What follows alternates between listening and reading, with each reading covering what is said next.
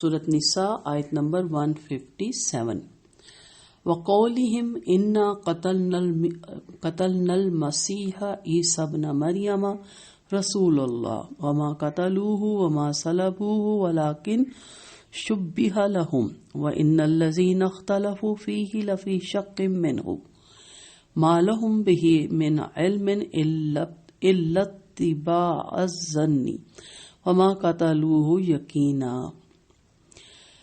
اور ان کے یہ کہنے کی وجہ سے کہ بلا شبہ ہم نے ہی مسیح عیسیٰ بن مریم کو قتل کیا جو اللہ کا رسول تھا، جبکہ نہ انہوں نے اسے قتل کیا اور نہ اسے صلیب پہ چڑھایا، اور لیکن ان کے لیے شبہ بنا دیا گیا، اور بے شک وہ لوگ جنہوں نے اس کے بارے میں اختلاف کیا یقیناً اس کے متعلق بڑے شک میں ہیں۔ انہیں اس کے متعلق گمان کی پیروی کے سوا کچھ نہیں ہے، اور انہوں نے اسے یقیناً قتل نہیں کیا۔ اس کے 3 پوائنٹ ہیں اس آیت میں۔ پہلا، وقولہم انا قتلنا المسیح عیسی ابن مریم رسول اللہ۔ یہاں سوال یہ پیدا ہوتا ہے کہ یہود خود مسیح علیہ السلام کی رسالت کا اقرار کر کے اپنے گمان میں انہیں قتل کرنے کا دعویٰ اس پر فخر کر رہے ہیں۔ یہ کیسے ہو سکتا ہے؟ مفسرین نے اس کے چند جواب دیے۔ پہلا یہ کہ وہ جو اپنے آپ کو رسول اللہ سمجھتا تھا ہم نے اسے قتل کر دیا، اس کا یہ مطلب ہے۔ دوسرا یہ کہ وہ بطور طنز انہیں رسول اللہ کہہ رہے تھے کہ دیکھیں اللہ کا رسول تھا لیکن ہم نے اس کو قتل کر دیا۔ تیسرا یہ کہ یہودیوں کا عیسیٰ علیہ السلام کے قتل کو بطور فخر ذکر کرنے پر اللہ تعالیٰ نے عیسیٰ علیہ السلام کے اکرام اور شرف کے اظہار کے لیے اپنے پاس سے لفظ رسول اللہ کا اضافہ کر دیا کہ ان ظالموں نے کتنی بڑی ہستی کو قتل کرنے کا دعویٰ کیا۔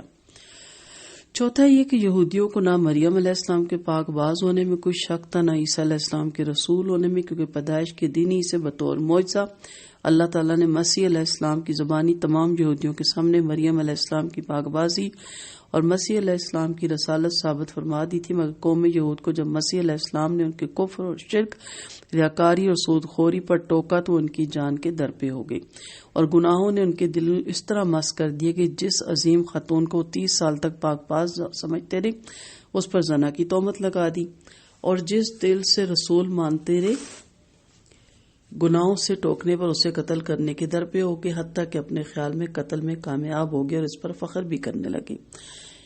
انسانی طبع جب مسخ ہوتی ہے تو اس کی ثقافت کہاں تک پہنچ جاتی ہے، یہ اس کی مثال ہے۔ اس سے پہلے بھی وہ کئی رسولوں کو قتل کر چکے تھے۔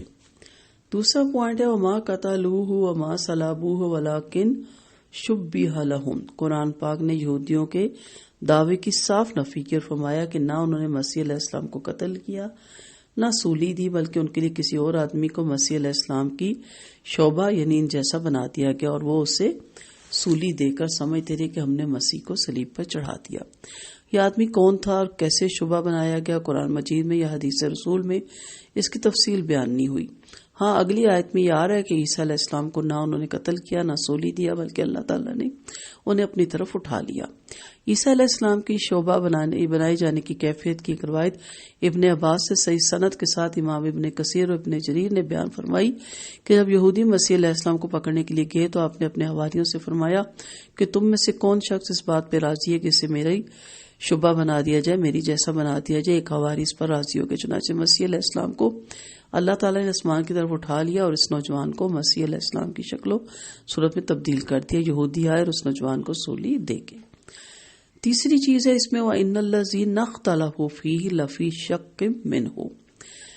عیسیٰ علیہ السلام کے ہم شکل کو قتل کرنے کے بعد وہ لوگ خود تردد میں پڑ گئے کہ جسے ہم نے سولی دی ہے کون ہے۔